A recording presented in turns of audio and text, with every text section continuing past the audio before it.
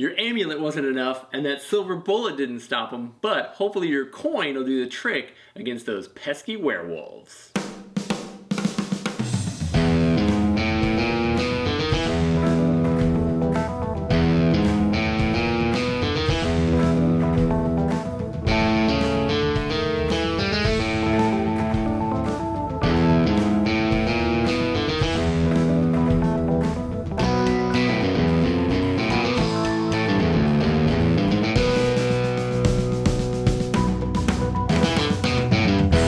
Thanks for joining us at Tantrum House Studio 3. I'm Will Meadows. And I'm Sara Meadows, and today we're looking at Silver Coin from Bezier Games.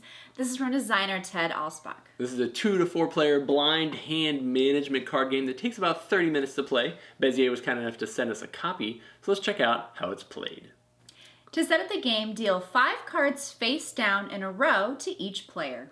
Flip 1 card from the deck to form the discard pile. Select a start player and place the coin near them face down. Everyone secretly looks at 2 cards in their village, and then you're ready to begin. On their turn, players may do one of 3 things. They may draw a card from the deck. If they don't like the card and it has this icon, they may take the action on the card and discard it. So if you drew a psychic, you may look at any 3 cards on the table after you've discarded the card. If you want to keep the card you drew, you may exchange it with one in your village and place it face down. Another option on your turn is to draw the top card of the discard pile. Cards that you gained that are currently face up remain face up, and it is exchanged for a card from your village. Anytime you have matching cards, you may choose to discard them all at once during an exchange. The last choice you have on your turn is to call for a vote if you have 4 or fewer cards. All of the players get one more turn, and then cards are revealed and points are tallied. If the player who called for a vote has the lowest score, they gain 0 points, and they gain the silver coin, which is now flipped to heads for the next round. If they don't have the lowest, they don't gain the coin, and they must take a 10-point penalty. Everyone records their scores, and then cards are shuffled, and villages are dealt 5 new cards for a new round. If a player has the face-up silver coin during their turn, they may use it to reveal any card from any village. Once 4 rounds have been played, the player with the least points wins. In this game, points represent werewolves, and we don't want any werewolves, so the player with the lowest points is going to win. If you're familiar with Bullet or Amulet, then the mechanics for this game are the same. However, it's got all new artwork from Andre Gordiv, and it's got all new powers and all new characters. Yeah, so there are 14 new characters in the deck. This game is a good one if you have players who may not be deep into board gaming, but they're familiar with the classic card game Golf. It has the same idea that you're replacing cards with the ones in front of you, and you don't know what all of those cards are, but you're trying to figure out that information. This one just adds a power to each one of those cards.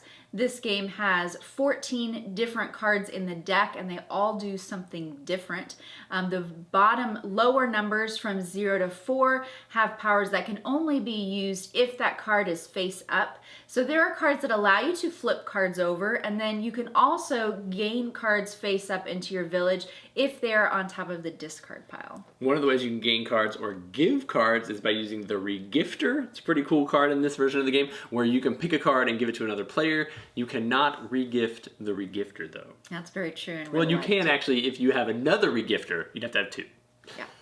A card that has a new ability that hasn't been seen in Amulet or Bullet is the Curator. The Curator allows you to rotate a card 90 degrees. So you'll turn it sideways in your village, and then you can start getting rid of some of those cards. So it's actually possible to get rid of all the cards in front of you, and then on a later turn you could call for a vote, but you may be regifted something. So you have to watch out for players who have a regifter if you've gotten rid of everything, because you will be the target. This game does have plenty of different cards that all work in different ways. I'm not sure that this is true of everybody's experience. I felt like the new version of Coin allowed me to look at more of my cards maybe than previous versions. When I played Amulet and Bullet, I always feel like there's like 2 or 3 cards I just didn't even get to look at during the game, and I was just hoping they were low. In this one, I feel like, maybe it's just me, but I feel like every time I've played it, I've actually known what all the cards are, and I like that. Yeah, there is like the psychic or the village idiot that cards get moved around, or you get to look at cards. So I think that does, I felt the same way. I had a little bit more information, but it wasn't always possible to move the cards the way I wanted them to. So like the other two games, pairing up those scores, trying to get multiple of the same card in your village so you can discard cards is always a good thing.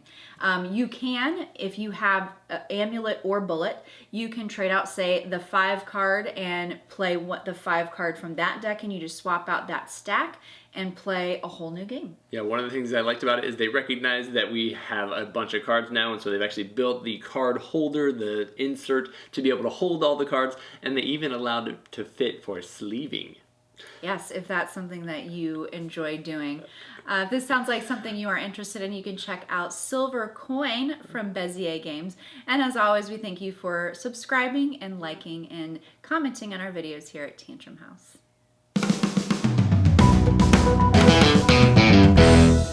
Bezier was kind enough to send us a copy to check. Copy, check out. So let's do that now. Today we're looking at Silver Bullet. No. If you've played Silver Coin, this is Silver Coin. New powers and all new fun things. Andre Gordiv. Tried to work it in there, couldn't remember it. Your amulet. Amulet. Coin power. The coin.